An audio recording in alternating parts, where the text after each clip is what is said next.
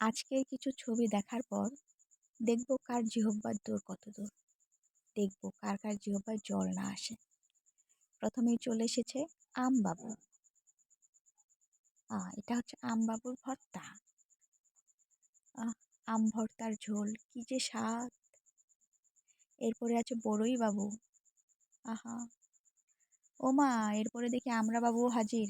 আমরা বাবুর ভর্তা। আহ, জাম ভর্তা। এটা হচ্ছে চালতার আচার, চালতার শুকনো আচার।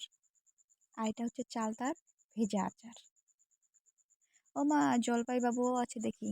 জলপাইয়ের ভর্তা। আমলকি বাবু। এরপর কি আমলকি বাবুর ভর্তা।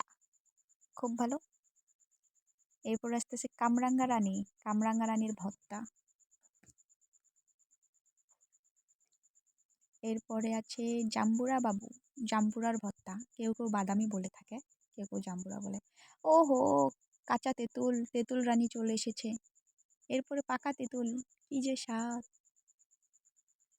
ইয়ে ইয়ে তো লেবু হে। এরপরে কি আছে? লেবুর পিরিক। এরপরে এরপরে লেবুর ফ্রাই।